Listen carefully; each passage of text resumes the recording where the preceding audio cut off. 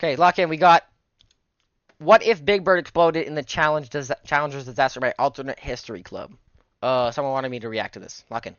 Yeah, this is the most tasteless video I've ever done. In 1984, Ronald Reagan announced the Teacher in Space Project, a program that was meant to put a teacher, the first civilian, out into space. Not only would this give— Why a teacher, though? Why a teacher? Because they... Why? Like a physics teacher? the shuttle program some much needed publicity, but it also would inspire children to get into those STEM programs. After a year of sorting through thousands of candidates, a winner was decided: Christa McAuliffe, a social studies teacher from New Hampshire. For a few months, McAuliffe was a national star, doing press conferences and talking about her experience. On the day of the launch, classrooms nationwide were tuned in live to watch this historic launch of the Challenger. And then... 1 minute 15 seconds, velocity 2,900 feet per second, altitude 9 nautical miles, downrange distance 7 nautical miles. That bitch exploded with the teacher on it and the kids were watching. Teacher in Space program didn't succeed in actually getting a teacher into space, but it did succeed in traumatizing millions of school kids around the nation, as well as the friends and family of the astronauts who did not deserve this fate. The Challenger was a tragic disaster and an optics nightmare for NASA, but it turns out it could have looked worse. Before there was a plan to send a teacher into outer space, there was an idea to send Big Bird from Sesame Street. Yeah, this isn't a joke, it's real. Look it up. Hey there, wanna lift? Oh, no thanks. I'm on my way to... Why Big Bird though? Like, to get publicity? To look better? Or more kids to watch it? Imagine if Big Bird blew up in space. Space! The Big Bird plan never went further than just initial discussions. Unsurprisingly, there were a lot of apparent problems with the logistics of the whole thing, considering the space shuttle was built to seat humans and not 8-foot-tall Muppets. I just love that someone at NASA really looked at this giant yellow bird and thought, yeah, I'd shove that in a rocket. So here's an idea, just a thought experiment. What if they did? Say in an alternate timeline, the higher-ups at NASA just really pushed for this idea, and the best and brightest in America put their minds together to shoot Big Bird from Sesame Street into outer space. There's no way this is real. Did they try to launch... Oh my god, I can't fucking spell. Launch Big Bird to space. There's no way this is real. Yes, NASA seriously considered launching Big Bird from Sesame Street into space on Space Shuttle Challenger 1986 to try to spark children's interest. Yeah, that makes sense. That's fucked up. Imagine if you blew up. Hey, who's to say? Maybe they could have done it. They sent men to the moon on technology less advanced than a key fob. Pretty sure those engineers could have figured out how to squeeze this fat bird into a seat. What I'm saying here is that we were only a few key How tall is Big Bird? Big Bird's not that tall. Big Bird height. 8 feet! 8 feet! 6.5-year-old bright yellow bird. Who plays Big Bird? Carol Spenny. Height. 5 feet 10? Holy fuck, that's a big Muppet. 8 feet! Visions removed from Big Bird dying horrendously in a rocket explosion in front of millions of children live on TV. In an alternate timeline, the Challenger explosion is still a horrendous tragedy where 7 real people actually died. It just so happens that one of them is dressed like this. The thing with Muppets is that they aren't treated like puppets. They're treated like real people. How does that work? Muppets is that they... How Kermit on a chair? I guess they probably got a little hand on a chair. Yeah, you can see the indent right here. That's a lot of work just to get on Ellen DeGeneres' show. I'll be honest. They aren't treated like puppets. They're treated like real people. When Animal shows up at the Game Awards, nobody is like, oh man, it's the puppeteer playing Animal. No, Jeff Keighley will assuredly stop everything just to go, holy hell, it's Animal. He's here. This means that in the canon of the Muppet universe, and to a lesser extent real life, Big Bird would have died in the Challenger explosion. That would be reality now. And it's not like they can just bring Big Bird back like nothing happened. Jim Henson would retire the character not just out of sheer respect, because holy shit, but because Carol Spinney didn't just play Big Bird. He was Big Bird. The voice, his movements, everything. You know how much work goes into playing a Muppet? It takes like decades of training. They have apprenticeships. So No choice a but decade to of retire experience. Big Bird forever. Overall, this entire situation makes the Challenger kind of even more of a PR. Overall, this entire situation makes the Challenger kind of even more of a PR disaster for the shuttle program. Because yeah, a civilian's death is pretty bad, but NASA dropped the ball so hard they killed a fictional character. Good luck getting them STEM programs now. Absolute Molotov to its reputation. Perhaps this is such an embarrassment it might even cause the program to lose funding. In our timeline following Challenger, they suspended flights for 2 years. But maybe this would be something that 2 makes it years. suspended forever. Okay, probably not forever, but that funding is certainly Not forever. Elon Musk would fast show still launch a rocket. He doesn't go fuck. getting cut. Maybe the program ends in the early 90s. Who knows? And look, if it did end in the early 90s, I'm gonna tell you something. This would have been a great thing. If you were a kid who was interested in space travel in the early 2000s and you thought shuttles were the coolest thing, I was that kid, you might not want to hear this, but the shuttle program was a failure. Not just a failure, it probably set us back decades in space exploration. If they had just cut their losses and ended the shuttle after Challenger, we probably would have been on Mars by now. Oh, what do you know, that's not my script. That's a quote by NASA Administrator Michael D. Griffin. As for Challenger, there was some fear that there was something wrong with the solid rocket boosters, especially the O-rings. And while the SBRs were being redesigned, shuttle launches continued on as normal, despite there being a real fear of what failure could bring. So they just deadass just launch shuttles because they can, knowing that there's a problem. I can't even go crisscross, bro. There we go. That's fucked up.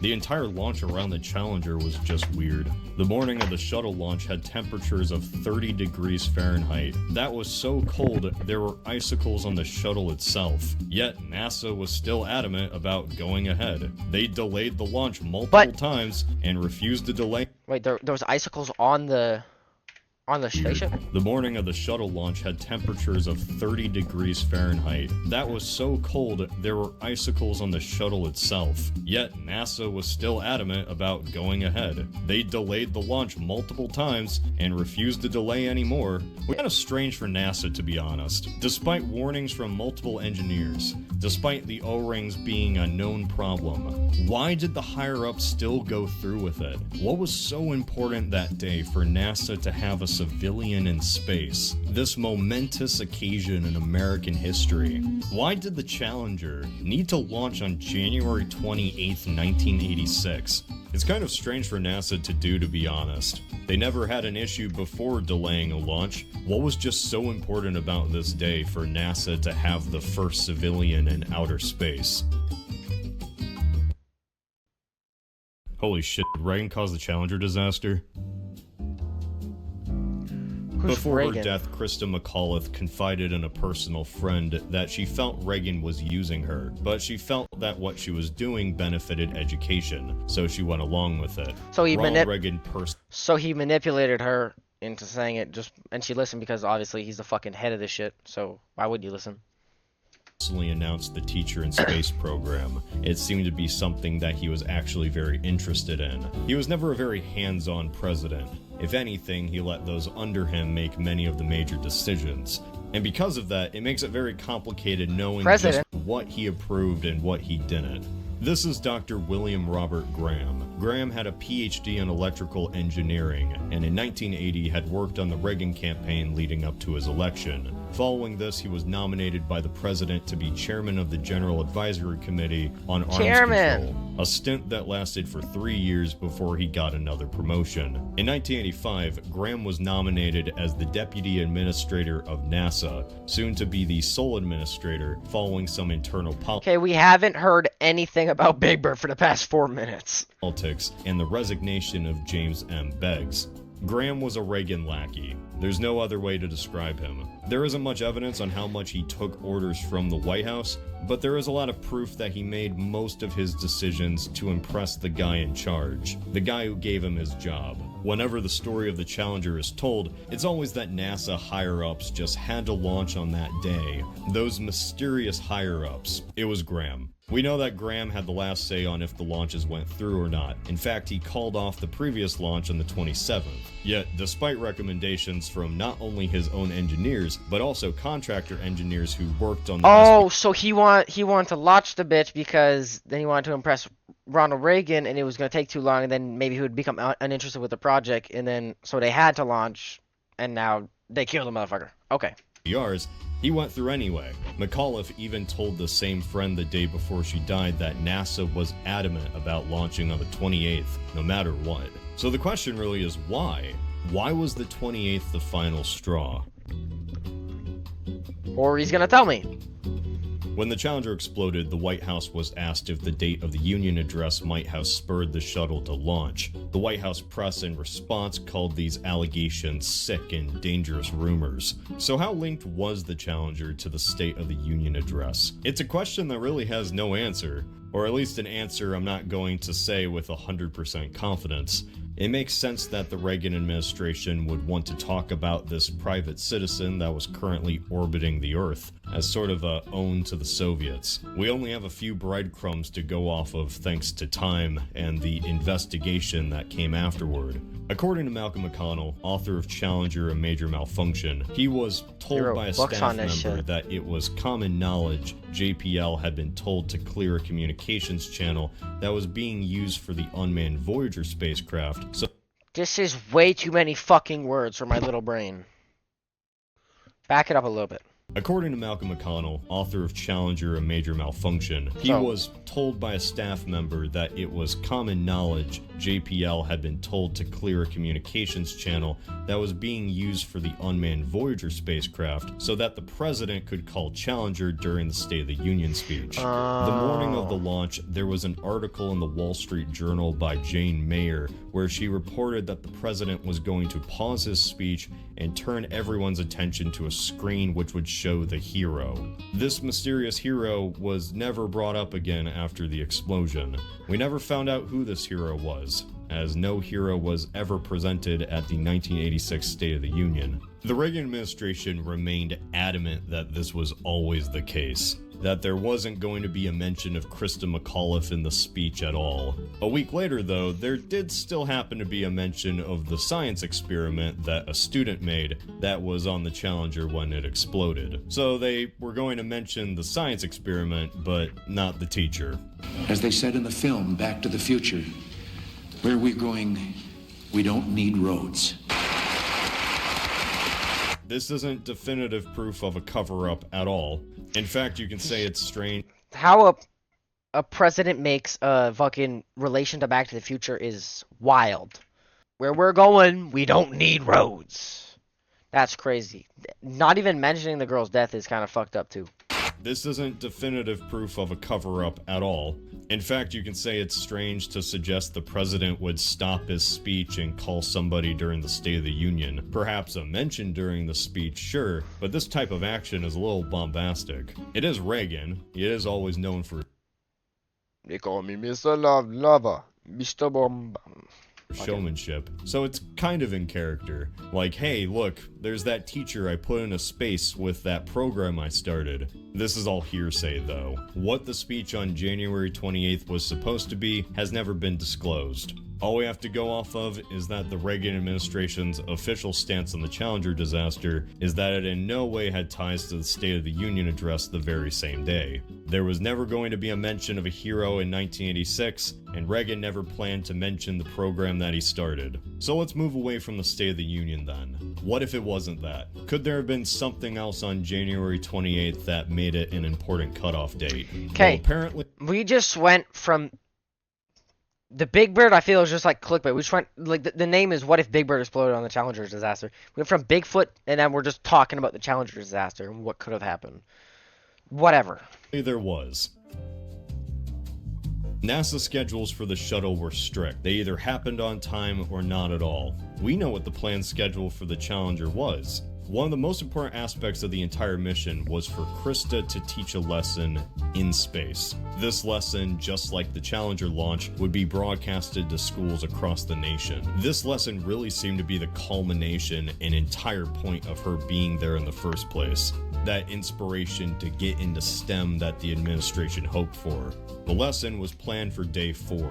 Now, the Challenger was originally meant to launch on Monday, January 27th, but because of the delay, they had to push it to January 28th. 4 days from then would be a Friday, a weekday where millions of kids are still in school. It's cutting it close, but it's still manageable. If the shuttle had to be delayed again, though, then that lesson would be scheduled for a day where no kids are in school. This lesson might be entirely scrapped. Even if there were... So they couldn't release it. They couldn't launch it another day because then it would have been... It would have been on time. But you could have just delayed it like another week. And then launch it the next Monday. I didn't even know about that. No plans for the State of the Union address? This lesson was well known and anticipated. Is it so insane to imagine that NASA would give the go-ahead just to remain on schedule? I don't think so. This was an organization which was playing it pretty fast and loose with safety. In his book Challenger Revealed, Richard C. Cook described NASA as being pretty confused when the explosion happened. Like, they had protocols for when a disaster occurred, but it was like nobody expected one to actually happen. You know, perhaps there's no single reason for why the Challenger had to go on the 28th. Maybe there's just a bunch of small ones. It was optimal for many parties involved to launch. I don't believe Reagan personally picked up a phone and ordered the shuttle to take off. Administrations are big, and such a decision probably came down to some middleman or public relations figure that just wanted to boost the president's image. Nobody in the White House probably even knew about the potential danger of launching in such conditions. They definitely did. The ice. Who would launch when there's literally ice building up in your fucking rocket ship? Dumbest shit I ever heard. Who knows what an O-ring is? I don't. That's nerd crap. But there was very clearly somebody who should have known better, though. William Graham. Not that William Graham. Yeah, there's 2 William Grahams that knew Reagan. He was the one where the buck stopped, he had the power to delay the launches, and he didn't. We will truly never know how involved the Reagan administration was with forcing the Challenger to launch. Honestly, I started this entire rabbit hole because the concept just seemed so insane. This video was supposed to be a dumb April Fool's joke about a Muppet exploding. Now I'm like a month late and I look like an insane person. In reality, I personally believe that the story is far less dramatic than that. In my opinion, I think Graham decided to launch just to keep his boss happy. Graham went on to serve a lengthy career of 5 months as NASA administrator before resigning and leaving forever. He dabbled in being the science advisor to the president until 1989, before then going into the private sector. A fate that anybody familiar with the federal government would have saw coming a mile away. He wasn't the only cause or reason, of course. There were many conditions that led to the Challenger exploding. It just so happens that some of those conditions were much more individualistic than others. Sometimes it takes something blowing up in everyone's face for things to get back on track. Good thing nothing bad will ever happen to a shuttle ever again. Frankly, after doing so much research for this thing, I've lost a lot of respect for NASA, you have no idea. This entire story is made up of so much hearsay and rumors that I just didn't bother telling you 90% of it. There's always something some reporter said or some info removed from a memo. This is something you either take at face value or you're already arguing with me in the comments. A lot of people made a lot of really bad decisions, just like using taxpayer dollars to rob. So, this has nothing to do with Big Bird, just what if, and then he just went on a fucking rabbit hole down. Whatever. Rocket a yellow bird into outer space. Which brings us back to the entire point of this video. Here we go. Muppet tragedy. The Big Bird Challenger fact is not new. It's brought on the internet all the time, actually. It's just this dark joke of how Big Bird was one step away from being a part of a major disaster. And that's why I even started this video. After all of this, if Big Bird, a Muppet, had been chosen to go to space instead of the first private citizen, I don't think NASA would have pushed the Challenger launch on the 28th. Big Bird wouldn't have been shown off at the State of the Union. Nor would he have taught kids in school. They might have even waited until there was warmer and safer conditions. Maybe the O-rings wouldn't have been frozen. I guess my point here is, and the point of this whole video, is that if Big Bird had been on the Challenger instead, it probably wouldn't have exploded.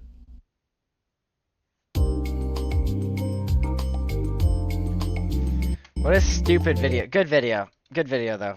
I like that. Enrique! I was in Clash during the Big Bird Loki bad, bro. I was in Clash during the Challenger. They got us all to watch, and no lie, said right before blast off, you work hard and study. One day this could be you. That's crazy. All right, we got one more video here. What's the video called? Hunted by Genius Gorilla for Life.